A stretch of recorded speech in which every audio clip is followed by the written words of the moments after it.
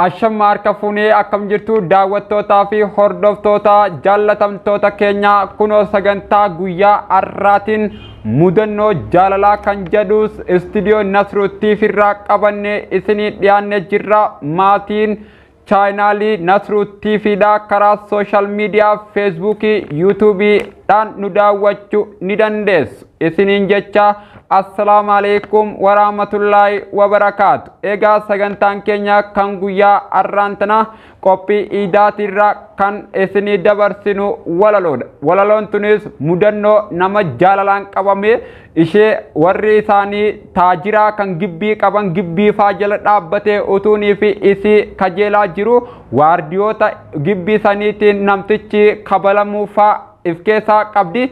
Egaa namni mudannoo jaalalaatti mudate walaloo kanarraa hubachuu ni danda'a jechuu abdii ni qaba. Egaa daawwattootaa fi hordoftoota keenyaam egaa nu faana turan ammas afeerraa kiyyaam egaa haaluma sirrii ta'een nu hordofaa isiniin jenna. Sagantaan walaloo kun yoonifka isin bashannansiisu taate laayik share godha akkasumas koomenti itti dabala ammoo sabskraayibii yoonifika isinitti tolute ni gootaan san fadhinaa keessan irratti hundaa waan ta'eef if Allah says inshallah ni eegallaa nu faana turan ammas afeerraa kiyyaam.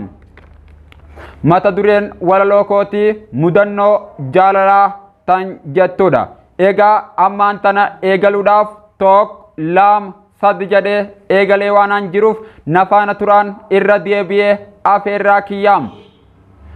Yaa mucayyoo mana keessa jattuu lawlaw dilaaniin dhaaphee foddaan siin ja'u haw akka kiyyaan kanumaa mana keessan keessa ja'aa calaw hulaan cufaa taanaan godegaa qawqaw hulaa cufaa taanaan godegaa qawqaw. Namichi hamaan mooraa keessan keessa naanna'u hattuu nasahee fiigissaan garaa kiyya haw namichi diina ellaan xiqqishollee namaaf hin na'u dhufeetuma gurra keessa kabalaan na godhee zawzaw dhufeetuma kabalaan na godhee gurra keessa zawzaw. Qaanqeen na dura facaatee natti dukkanaa'u bitaa fi mirga gatantaree ani lafa dha'u funyaanin lafa diree akka bashoo jee maa'u waa xiqqoo booda achumaan kutee ani gaggaba khalaw waa xiqqoo booda achumaan kutee ani gaggaba khalaw. Hoggaa tana namichi kani waa ta'e se'u dheefa dhukkee kaasee na biraa cehuu fiiginsa isaa agartee mucayyoo manaa gadi bahuu dhuftee miilaan gara gaggalchinaan ani garaachaan bala'u yoo kiyyaana beetallee ani waa hin sa'u yoo kiyyaana beetallee ani waa hin sa'u. Fuula keessan na laaluuf gadi goolla'uu na beeynaan gurra lameen qabattee iyyansatti qabu iyyansa dhageenyaan warri hundinuu manaa gadi ori'u akka balaasanirraa hoomachi afaaniin ba'u bishaan baaldii 15 natti ta'u bishaan baaldii 15 natti ta'u.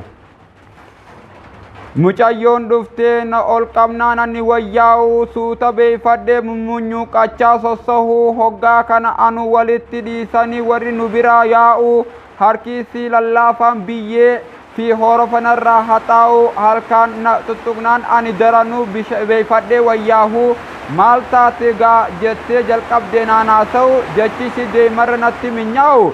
Yeroo kana ani gammachuu machaa'u miidhagina isiitiin dhama'ee janjahu anis nin himeef waan na mudate hundaa'u anis nin himeef waan na mudate hundaa'u. Yaa tan jaalaltii isii onnee ta'urraa jettee dha'u tan dharraa isiirraa aayiliin too taate shaw saninaaf beekuu dadhabde gaa ati yow namichi hamaan fedhu naafisi addaan dhahu eenyuma inni san ilmi haadha raawu eenyuma ilmi san ilmi haadha raawu. Egaa daawwattootaa fi hordoftoota jaallatamtoota keenya walaloon keenya gabaabduun ishee kana fakkaatti waan daawwattaniif guddaa galatooma.